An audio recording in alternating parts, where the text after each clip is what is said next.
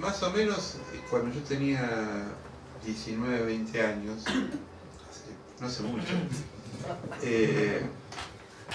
me llega a mis manos un volante, en esa época decíamos panfleto, de una invitación a una casa de retiro de Don Jean, que se llamaba Las Riendas del Señor. La verdad que fue una experiencia muy linda esa casa de retiro, pero no me olvido más el título de la casa. Era una casa que estaba ubicada en los límites de Longchamp, así que yo vivía en Lanús, hasta Longchamp era todo un viaje. Y estaba bien en el campo, es decir, que esos lugares silenciosos que no hay música fuerte, no hay ruidos de autos, nada. Lugar especial para encontrarse con Dios y la naturaleza. Y el cartel de la casa de retiro llamaba Las Riendas del Señor. Cuando leí el contenido de la invitación, era lo que hoy les voy a compartir a ustedes, que es un pasaje ya conocido, que es la conversión de Pablo, de Saulo de Tarso, cómo él manejaba las riendas hasta ese momento y cómo Dios empezó a manejar las riendas de Pablo.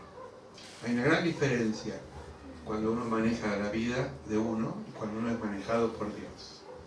Los resultados son realmente sorprendentes, hasta los detalles más íntimos. Hoy sucedió una cosa a nivel anecdótico que la cuento, pero Dios nos proveyó en el momento que no podíamos una cosa con otra, que después voy a comentarlo fuera del púlpito porque son cosas así muy sencillas, pero usted dice que pavada, ¿no? Pero Dios está aún en esa pavada que uno la denomina pavada. Amén. Cuando nos entregamos a que Dios llegue a las riendas. Vamos a leer juntos el libro de los Hechos de los Apóstoles, capítulo 9, que es la conversión de Saulo.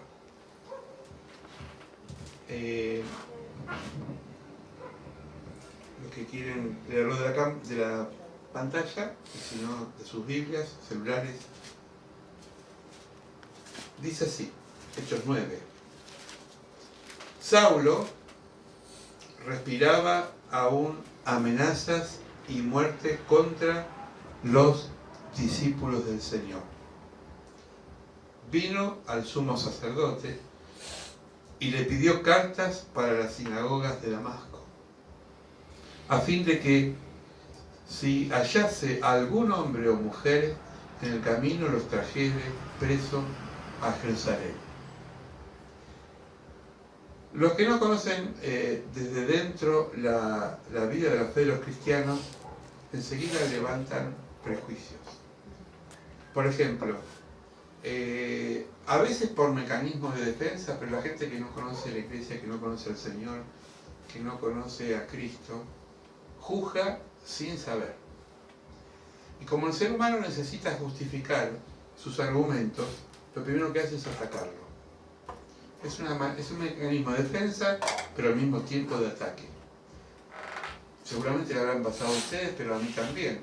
Aquellos que no entienden el Evangelio lo critican. Y yo aprendí que algo se tiene que ser criticado en el buen sentido estando adentro, ¿no?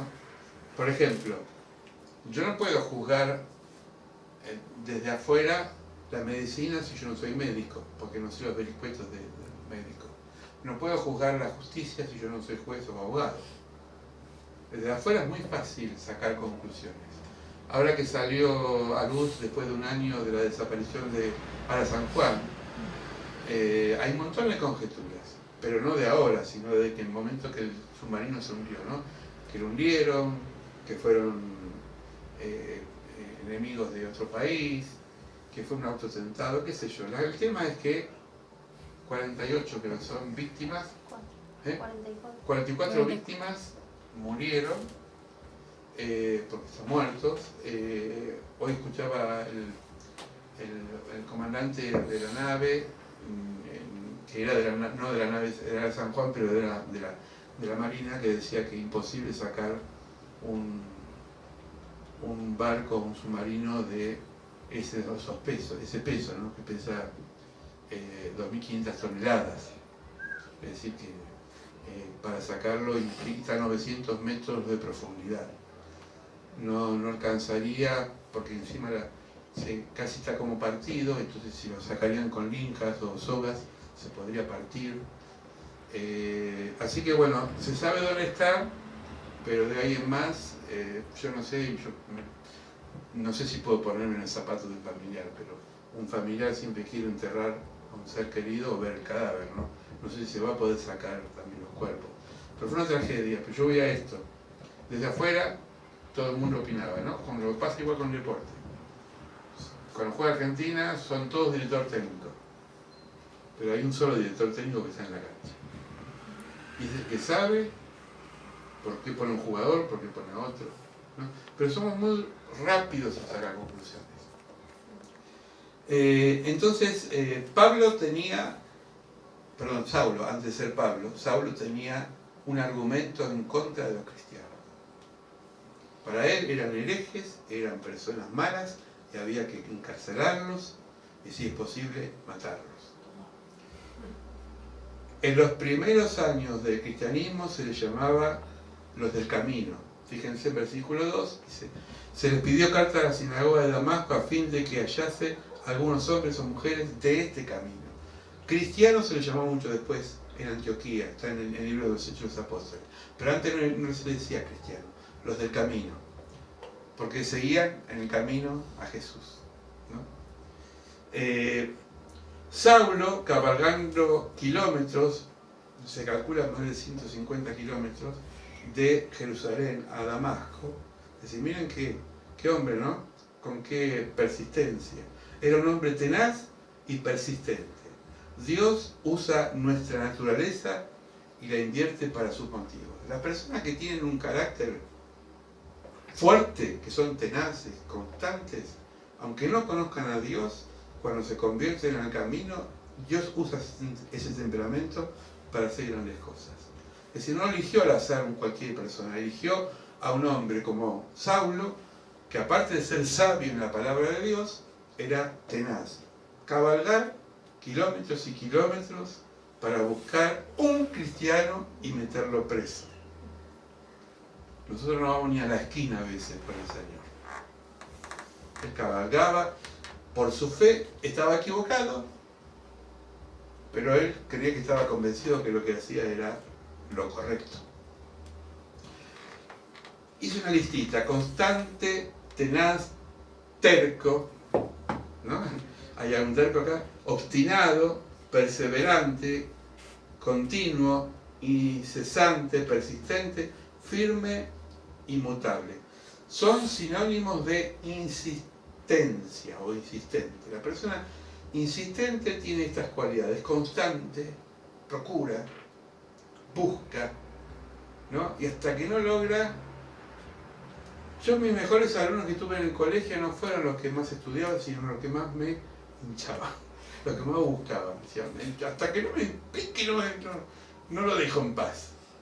Y me gustaba esa gente.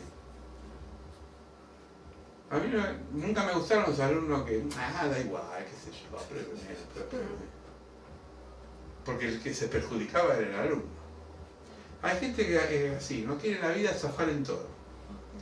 Se llama la ley del mínimo esfuerzo. Todo implica esfuerzo. Todo. Dice la palabra de Dios en Romanos 12, ser gozosos en la esperanza, sufridos en la tribulación, constantes en la oración. Si, tribulación es lo que vivimos cuando estamos en prueba. Vos lo hablaba recién. Cuando vivimos una prueba, Dios nos da la salida. Pero la prueba es inevitable. Sufrimos momentos difíciles. Tenemos esperanza, pero somos constantes en la oración. Oramos y percibimos, y hasta que Dios nos lo manda. ¿Se acuerdan el jueves, la predicación? Hasta que Elías no vio una señal, no aflojó. 7 veces fue al Monte Carmelo el criado a ver si había una nube. Y apareció una nube y dijo, hay nube, hay lluvia. Ser perseverante. Versículos 3, 4 y 5. Dice, mas yendo por camino aconteció que al llegar cerca de Damasco, repentinamente le rodeó un esplendor de luz en el cielo. Y cayendo en tierra, oyó una voz que le decía, Saulo, Saulo, ¿por qué me persigues? Él le dijo, ¿quién eres, Señor? Y él le dijo, yo soy Jesús, quien tú persigues. Dura cosa es dar coces contra el aguijón. 3 puntos. La luz en la Biblia es señal siempre de guía y señal que de la manifestación de Dios. Y cada vez que aparece la luz en la Biblia es porque Dios se hace presente. La luz es aquello, va a decir qué obvio lo que voy a decir, ¿no? Aquello que ilumina cuando algo está oscuro. Se corta la luz, bueno, ahora por ahí no hay tantas velas, se prende la linternita del celular, ¿no? Pero siempre cuando hay una calle iluminada, yo psicológicamente me siento más seguro. Por ahora si me van a robar, me van a robar igual, a plena luz del día. Pero la luz es como que da cierta seguridad, ¿no? Por eso se le apareció una luz a Pablo.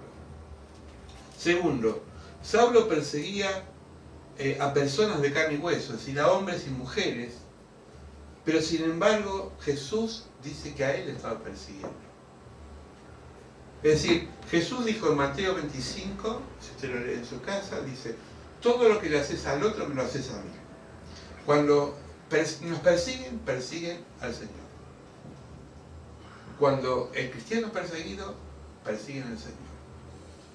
Cuando la persecución de lo que fuere, sea psicológica, lo que fuere, lo están directamente atacando al Señor. Por eso el Señor dice, mía es la venganza, no te calientes, no te pelees, deja que yo me encargo. Nosotros siempre nos adelantamos, pero Dios es el que hace justicia. ¿Y qué es dar coces contra el aguijón? Es lastimarse a sí mismo. Hay gente que se lastima pensando que agrede a los demás, pero lo primero que se agreden son ellos mismos. El aguijón es un palo, esto es una figura de campo que tiene que ver con el caballo. Dice, un aguijón es un palo agudo que a veces con una punta de metal se usa para hacer que el ganado camine o para hacer que se mueva el animal y se lo usa muchas veces para arar. Es como una aguja, darse coce contra el aguijón es golpearte la mano. Es como si vos acá pones una aguja y decís, ¡ten, ten, ten! ¿Quién se lastima, la aguja o vos? Te das contra la pared, hay gente que se da contra la pared, golpe, en serio, yo he visto pa. ¿Quién le duele, la pared o la cabeza? Bueno, pero uno piensa que agrediendo algo más duro se va a dañar lo que golpea, se daña uno mismo. Entonces, siempre la maldad es un boomerang. Cada vez que uno larga rabia, esa rabia vuelve a uno. Es así. Entonces, Dios le dice, Jesús le dice a Pablo, no te hagas daño. Dar contra el aguijón te está lastimando vos mismo. A mí no me va a hacer nada porque yo te resucité. ¿Podemos realmente a Dios dañarlo? No.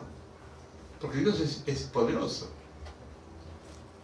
¿Se dan cuenta de decir cómo se invierten los papeles cuando uno empieza a razonar que las cosas que uno siembra, depende de lo que siembra, es lo que vuelve? Él temblando, versículos 6, 7, 8 y 9, temblando y temeroso, dijo, Señor, ¿qué quieres que yo haga? Y el Señor le dijo, levántate y entra a la ciudad y se te dirá lo que debes hacer. Y los hombres que iban con Saulo se pararon atónitos, oyendo a la verdad la voz, mas sin ver a nadie. Oyeron la voz, pero el único privilegiado que vio al Señor fue Pablo. Entonces Saulo se levantó de la tierra y abriendo los ojos, es decir, intentó ver, se cayó del caballo, no veía nada, y así se levantándose por la mano, le metieron en Damasco, es decir, lo guiaron.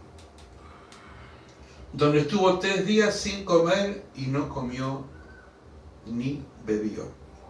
Se dice, eso lo dicen los médicos, una persona que pasa una experiencia traumática se le corta el apetito. porque no tiene nada que comer, porque tiene unos nervios que se hace un nudo, ¿no? Uno que no come, está bien, está distensionado, se junta y le da, ¿no? Pero uno está nervioso, todo lo que come le queda acá, ¿no? Se ve que lo que de Pablo fue muy fuerte, porque lo dejó knockout. Primero, un cambio de actitud entre lo que hago y lo que Dios me manda que haga. Es muy diferente. Pablo dijo, Señor, ¿qué hago? No le dijo, vos me venís a tirar el caballo, te mojo la oreja, no.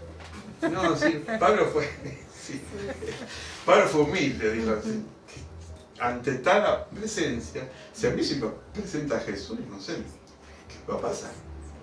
Un ángel, un nudo, 10 nudos se me hace, una soga que he hecho, ¿no? Pero qué tremendo, ¿no? Y sin embargo Dios se nos aparece, no nos damos cuenta. Dios nos habla siempre. Las experiencias son personales e intransferibles. Fíjense, el único que vio la luz, ¿quién fue? Pablo. Los otros escucharon, pero no vieron. Porque las experiencias son personales. Hay gente que dice, mirá lo que es el gozo del Señor. Y otro te va a decir, yo no siento nada. Porque es tu experiencia. No dije nada alevoso. Pero es como estar enamorado. La persona que está enamorado, está así. Y lo quiere transmitir. Y eso decís, tarado, ¿viste? Pero porque vive su amor. ¿No? Hay cosas que no se pueden transferir. Yo una vez me acuerdo que a los 16 años quería estudiar guitarra. Y entonces había en esa época la academia Ilven daba cursos por correo para estudiar guitarra. Y yo le digo a un profesor de música, ¿puedo estudiar guitarra por correo? Me dice, ¿vos te besarías a tu novia por correo? No. Y bueno, es lo mismo. Dice, hasta que no la toques la guitarra, hasta que no escuches el sonido, no podés. La teoría es muy buena, pero tenés que experimentarlo. La experiencia no se transfiere. Es única. Entonces lo que uno siente con Dios, lo siente uno. ¿Qué es lo que percibe el otro? La emoción. Por eso decimos el loco a nosotros. ¿No? El loco, ¿no? Los locos. ¿Por qué? Porque Pablo dice, este mismo Pablo va a describir más tarde la locura de la cruz. Porque te enloquece la cruz. Te enloquece en el sentido de que por Dios haces locura por Dios. Predicás de un Dios que no lo ven. Hablás de un libro que tiene más de 2000 años y sigue siendo vigente. Dicen que la Biblia es el libro más vendido del mundo. Cosa loco. Un diario leído ayer ya no es noticia. Ya pasó. Una película que vos viste, a no ser masoquista como el que habla, que además me gusta ver las películas varias veces, pero difícil que uno vea una película tantas veces. Sin embargo, el Señor uno lee la palabra y la leyó 1000 veces. El Salmo 23, el 91, y no se cansa. Porque es vida y la vida no cansa. Y lo tercero, los primeros pasos de conversión de Pablo tienen que ser guiados por otro. Dice que a Pablo lo llevaron de la mano. La persona que recién se convierte no puede por sí solo arreglarse, necesita de un tutor, de alguien un poco más experimentado, para que lo guíe. Esto es la iglesia, ¿no? Cuando hay personas que empiezan en el camino, ¿qué hace? El otro que tiene un poquito más de experiencia, lo comparte, lo lleva de la mano y dice, mira, es esto, lo otro, porque para el nuevo todo es nuevo. Como todo es nuevo, no entiende nada. Es así. Lo emocionante de esto es que uno empieza a recibir muchas veces la enseñanza, no del pastor o la pastora, sino de alguien que tiene un poquito más y se produce una empatía espiritual. Y así es una cadena. Después vos que aprendiste, le vas a dar algo al que no sabe nada. Todos somos como estos hombres que agarraron de la mano a Pablo y lo llevaron a un buen camino. 10, 11 y 12. Dice, había entonces en Damasco un discípulo llamado Ananías, a quien el Señor le dijo en visión, Ananías, y él respondió, heme aquí. Miren la sintonía. Pablo dijo lo mismo que Ananías, heme aquí. Siempre listo, ¿no? Como un soldado. Y el Señor le dijo, levántate y ve a la calle que se llama derecha y busca en la casa de Judas a uno que se llama Saulo. de Tarso. Porque aquí él ora y esta visión de un varón llamado Ananías que entra y le pone las manos encima para que recobre la vista. En la obediencia está la bendición. A veces Dios nos pide cosas que no entendemos, pero siempre es para nuestro bien. En la obediencia está la bendición. ¿Amén? Decirle al lado. En la obediencia está la bendición.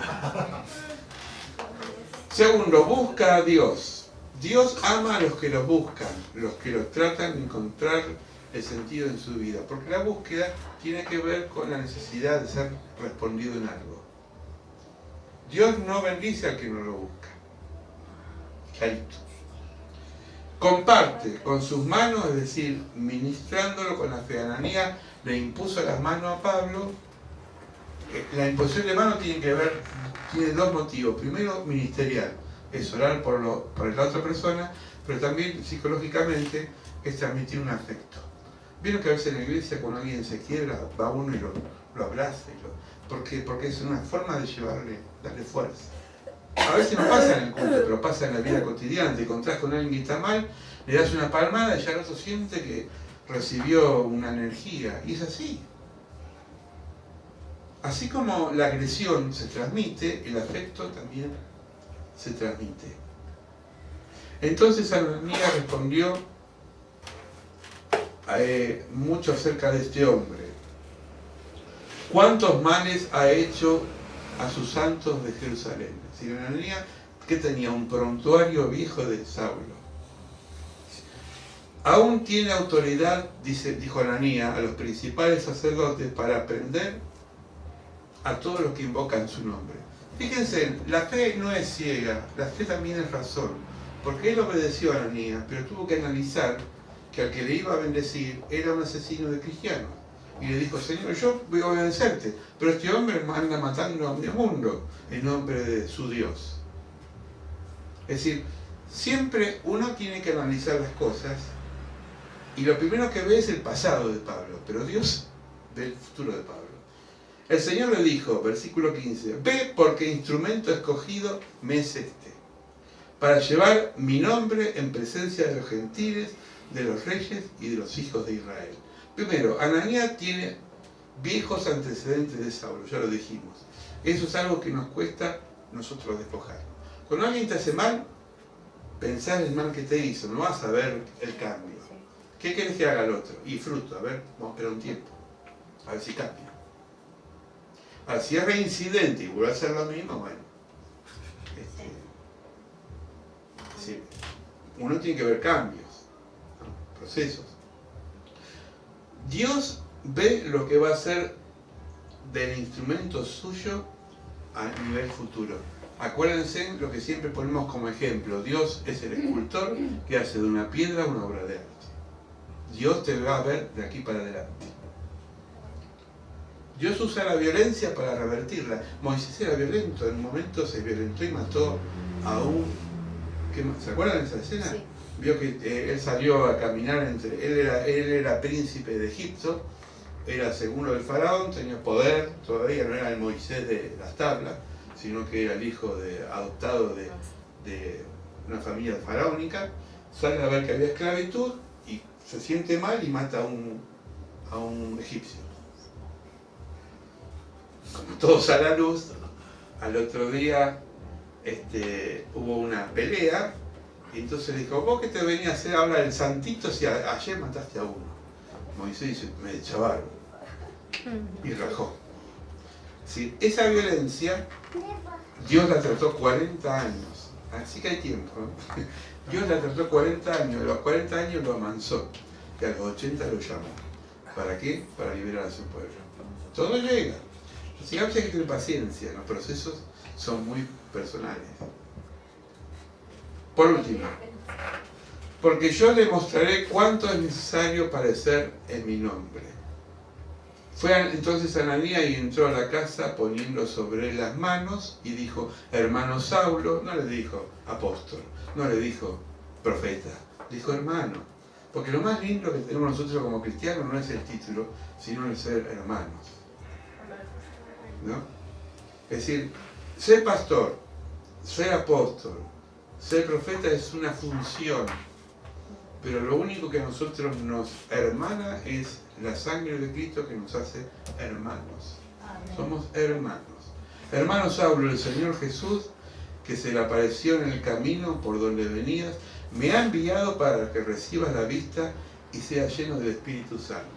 Evidentemente, Ananías era una persona domesticada por Dios, porque ahí tenía la oportunidad para darle un par de, ¿no?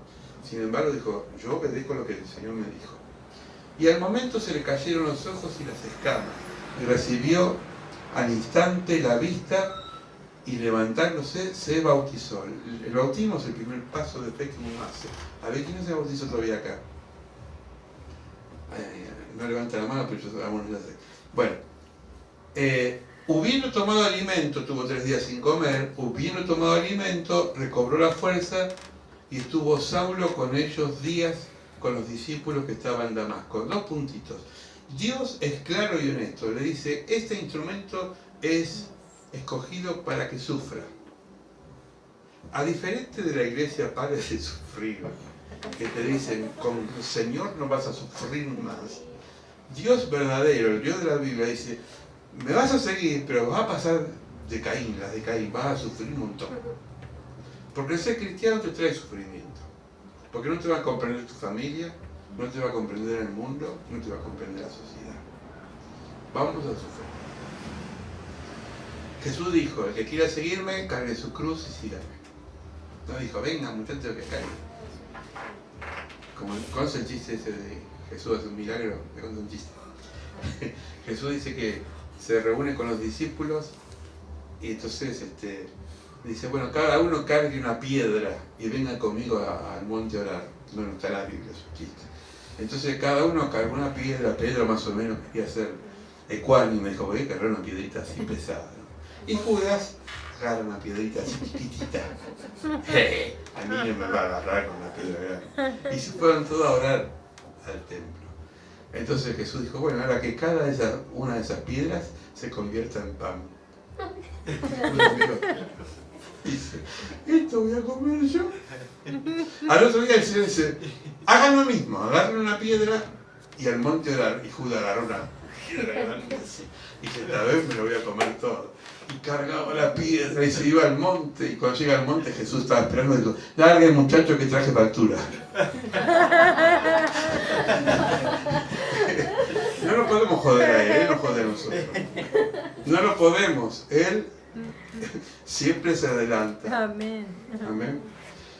Lleno del Espíritu Santo se le abrieron los ojos. Cuando se abren los ojos quiere decir que tengo otra visión. Hay gente que está ciega, no de acá, sino de acá.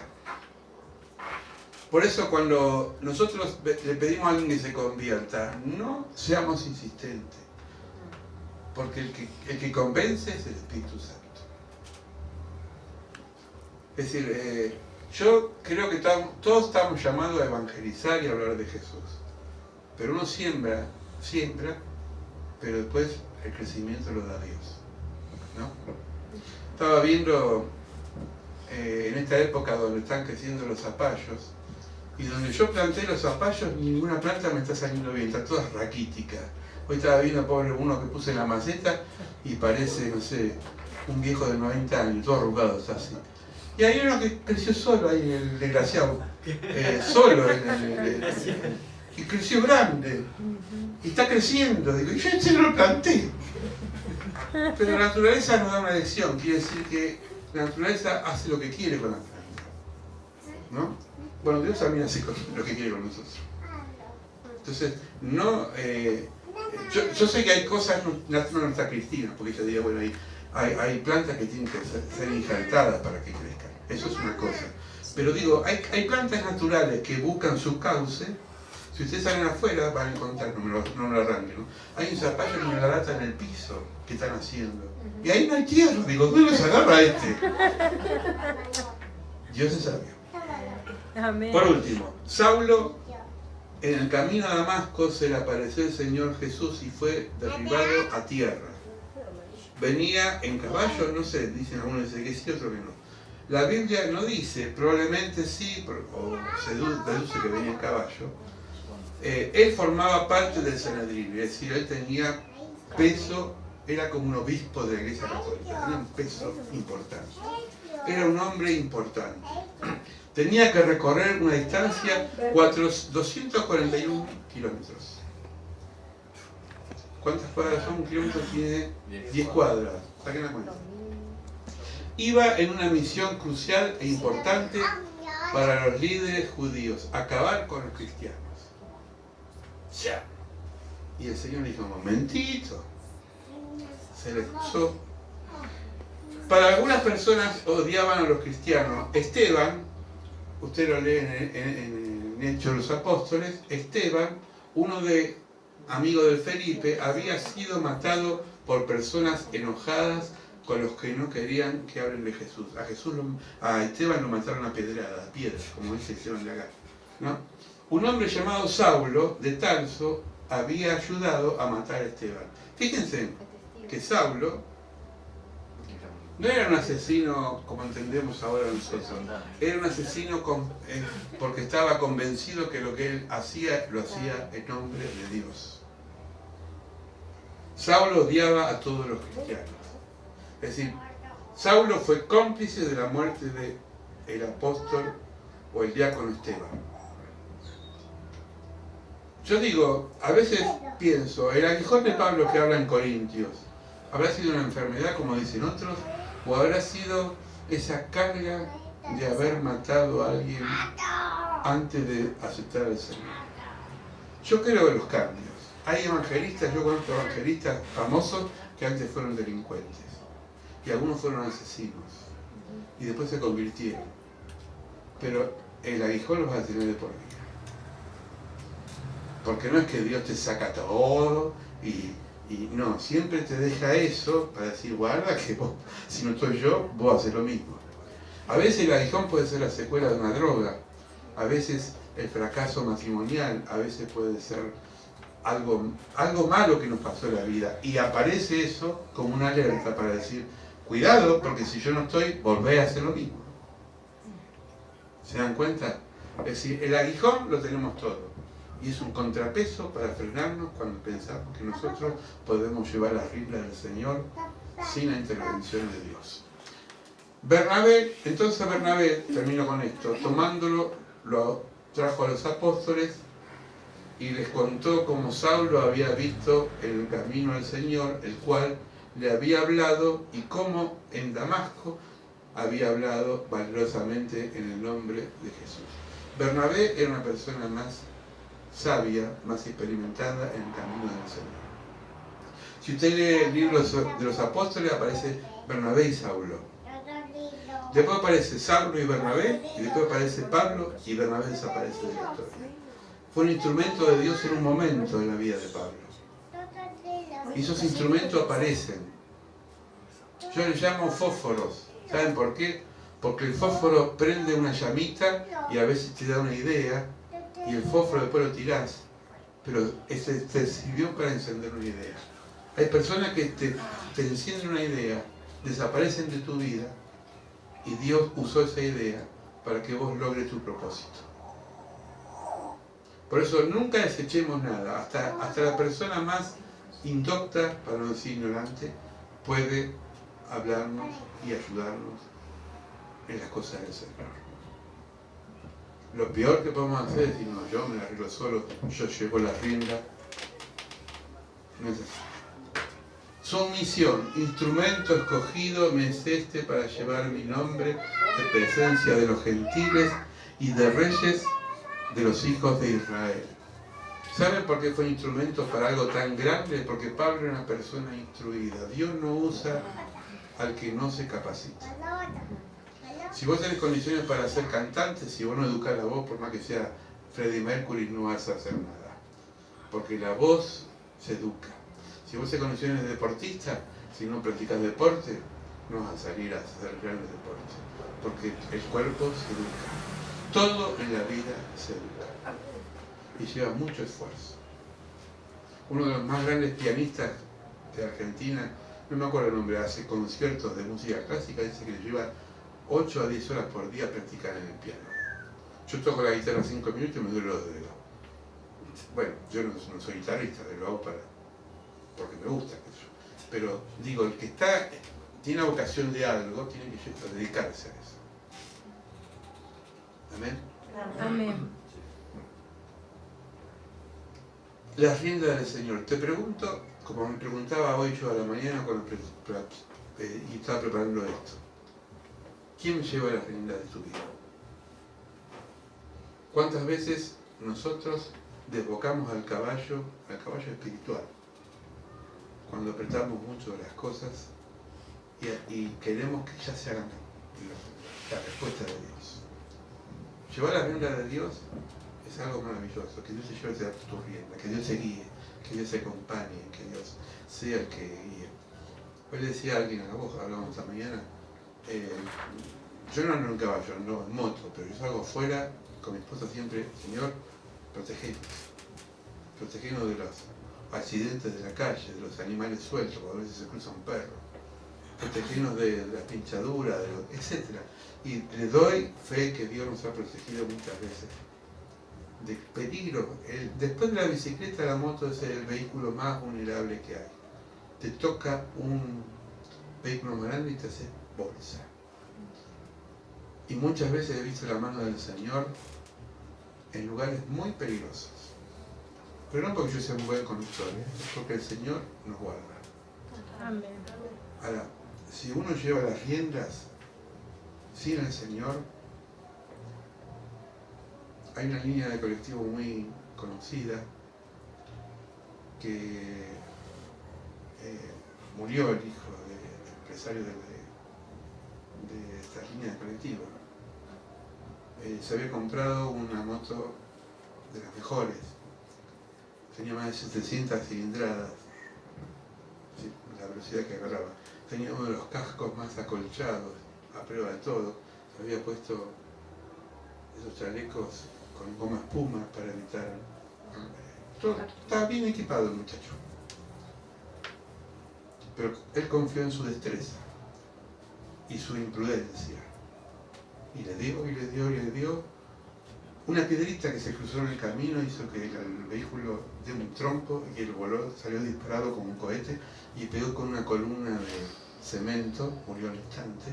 No hubo casco que pudo resistir eso. Porque eso es cuando uno confía que todo lo que uno sabe y hace puede hacerlo por sí mismo.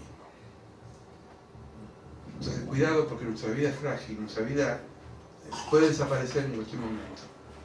Pero una cosa es que desaparezca porque Dios dijo, hasta acá llegaste, y otra cosa es porque vos la provocaste.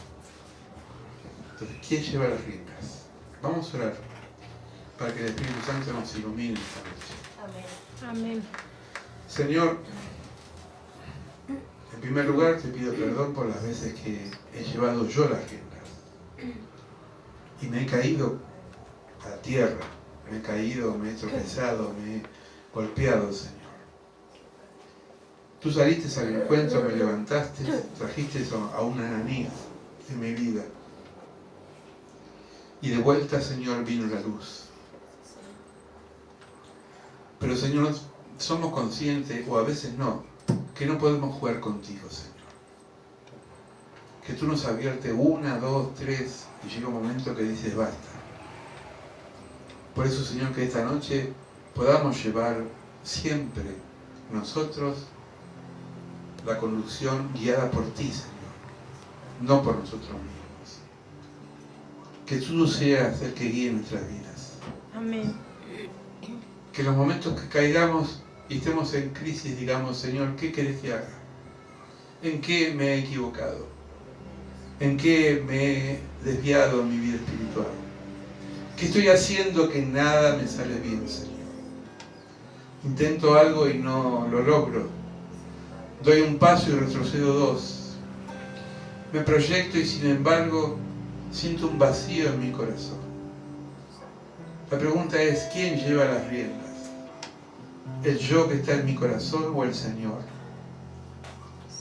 Señor, en esta noche te pedimos que de vuelta capturemos nuestras vidas y seamos cautivados por ti y que tú nos guíes llevando nuestras vidas adelante. Que no digamos, yo soy el que hago las cosas, sino como Pablo lo dijo, el que vive es Cristo en mí. Señor, perdónanos por haber ido a caminos equivocados como Pablo iba camino a Damasco. Por las veces que erramos, Señor, nuestros senderos por haber seguido nuestra voluntad y no tu voluntad. Tu voluntad está en la palabra, Señor, no podemos agregarle nada. Ahí nos dice cómo tenemos que compartirnos y comportarnos como cristianos, cómo tenemos que ser enseñados por tu palabra. En ella está la verdad, está la sabiduría. Hay cientos de consejos que están ocultos para nuestras vidas y tú lo vas a revelar en su tiempo. Por eso, Señor, como dijo Saulo, como dijo Ananías, heme aquí, Señor, Amén. heme aquí para hacer tu voluntad. Sí, Señor. En el nombre de Jesús, Padre, que de ahora en más llevemos nosotros nuestros proyectos en tus manos, Amén. pero que tú lleves la